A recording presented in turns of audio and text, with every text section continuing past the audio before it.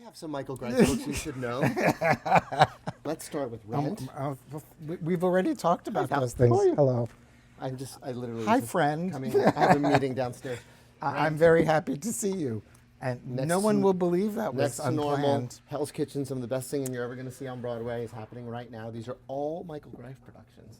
And all these books are on sale at the Drama Bookshop. Thanks, Lynn. It's really good to see you. Good to see you. Let me know when you're done. Great. Okay. Hi, I'm Michael Greif. I'm at the Drama Bookstore, and I'm here to talk about some of the shows that shaped me. First show I'd like to talk about is A Chorus Line. And this is a book about a chorus line. It's not the script or libretto of a chorus line.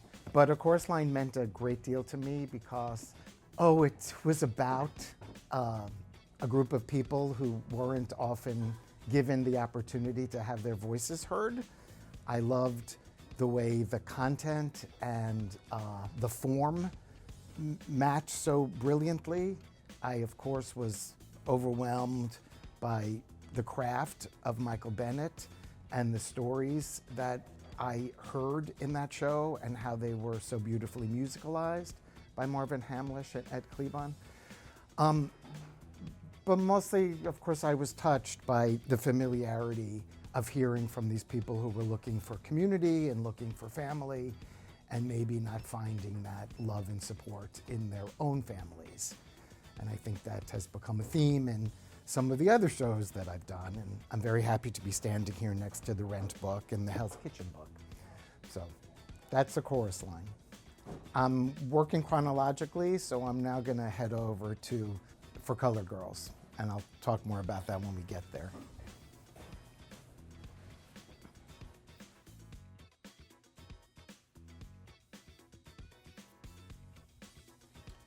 This is For Color Girls Who Have Considered Suicide When the Rainbow Is Enough. It's by Ntozake Shange. I saw it at the Booth Theatre.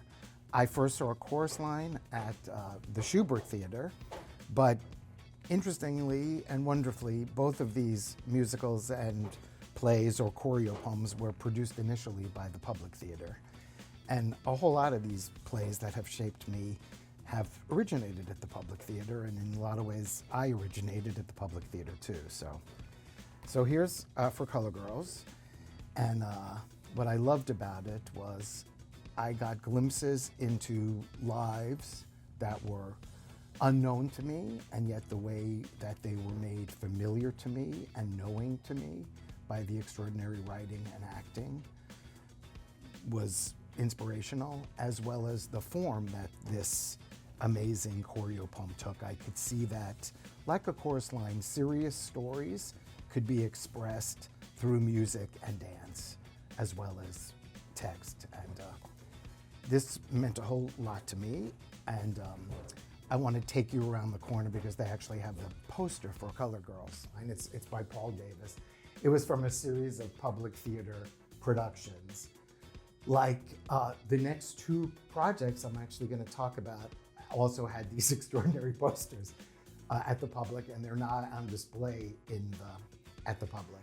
So I had this poster and also the poster of Streamers, which I'm about to talk about, up in my freshman dorm room. And I can't believe I actually did that. I was actually closeted as a freshman in college, but I must have been trying to tell lots of people that I was a gay boy by putting up these posters in my room. Oh, and another thing about For Color Girls that I love so much is years after seeing it and it having such a profound effect on me, I later learned that my very wonderful friend and colleague, Jessica Hagedorn, whose books and plays have also shaped me, was in the original production of For Color Girls in San Francisco.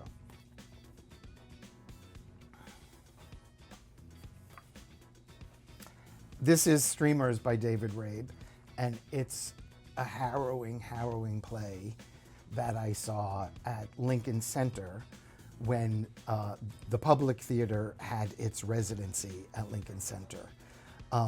So here, yet again, is another extraordinary play or show that shaped me, originally produced by the Public Theatre. And this was brilliantly directed by Mike Nichols and was a really tight suspenseful and ultimately harrowing drama about a small group of soldiers in the Vietnam War. And it was about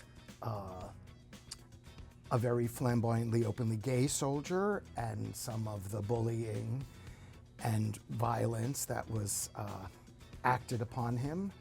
And it affected me really deeply. I was really shaken by it. And it was probably one of the most visceral experiences I had in the theater ever. And so I'm always trying to look for shows that have that could have that kind of visceral effect on an audience.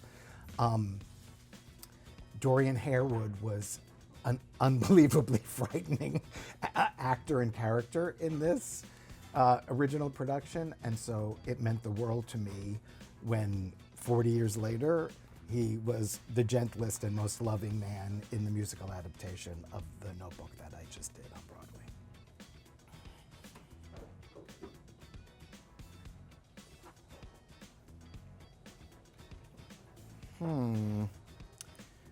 I'm looking for Chekhov. Maybe, is it down that way? Next one. Thank you. Thanks, everybody. Sorry. Oh, Mo, it's so real. Thank you for being so helpful. Here we are at the Chekhov section, and I want to talk about the production of The Cherry Orchard that was done in the late 70s. Also produced by the Public Theater at Lincoln Center. It was directed by Andrei Sherban. Raul Julia was incredible Apokin in this production. Irene Worth was Ryan F's guy. It was just Priscilla Smith. It was just the first time I'd ever seen a non-contemporary play that felt completely accessible and completely knowing to me, and I was just completely thrust into that time, that place, which was so foreign to me, but also felt like it really, I knew it, and I understand the emotions of it, and I've really had the great good fortune of directing a number of Shakespeare plays at the Williamstown Theatre Festival, including The Cherry Orchard, which featured Linda Eman and Richard Costa in those two leading roles, and they were so great. Now we're going to head over to Lanford Wilson's Balm and Gilead. But look, we also get to have a little pit stop at Baltimore Waltz, which was also a very inspirational play and production for me. Here's Balm and Gilead, and I saw Balm and Gilead when I was a senior in college. All of those other shows, plays, musicals that we're talking about were high school time in New York City. I saw Balm and Gilead in Chicago when I was a student at Northwestern, and I probably saw it a dozen times or maybe more. What I loved about this production so much, which was directed by John Malkovich and featured incredible Laurie Metcalf, incredible Joan Allen, incredible Jeff Perry, incredible Gary Sinise, incredible other people that I'm leaving out, I apologize. This was the most extraordinarily moving collection of misfits who were just being dignified, and again finding ways in which they could find family and community with each other in the most dire of circumstances. And it used Bruce Springsteen music so brilliantly that I was inspired for the rest of my career to see how music could affect plays, not only musicals, and how that really informs the emotional energy of a play. But the ensemble acting in this production was inspirational to me and is something I always aspire to. But the beautiful writing, the extraordinary performances, and just the way in which this group of terrible, sad, lonely people were being honored and dignified, and their stories were being told so beautifully.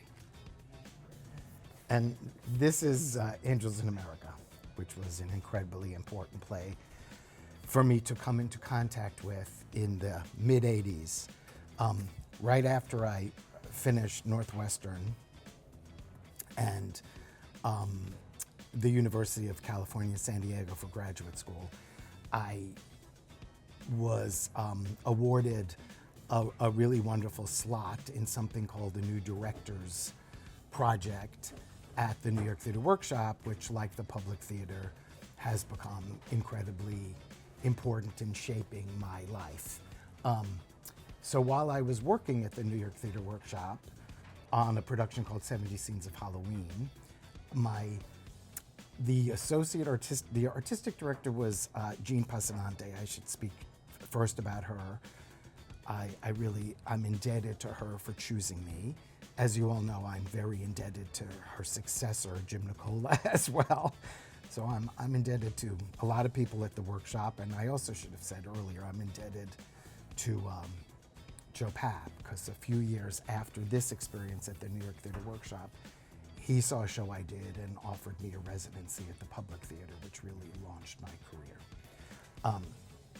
But back to Angels in America. The associate artistic director of the New York Theatre Workshop in 1986 was Tony Kushner.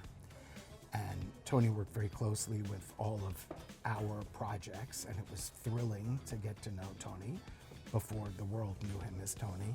And he shared with me a few of the amazing plays that he'd written, including A Bright Room Called Day, which I later got to produce at the Public Theater, and also the first part of Angels in America, Millennium Approaches, which, as you can imagine, it felt like when I read it, I felt like I was reading something completely new, something that was of this moment, but, evoked and hearkened to great theater, great plays throughout history. It had such unbelievable scope, and it really floored me. And I'm really happy that this version you can buy at the drama bookstore is actually the 2013 revised edition, which I would like to think or is inspired by a production I did at the Signature Theater of Angels in America.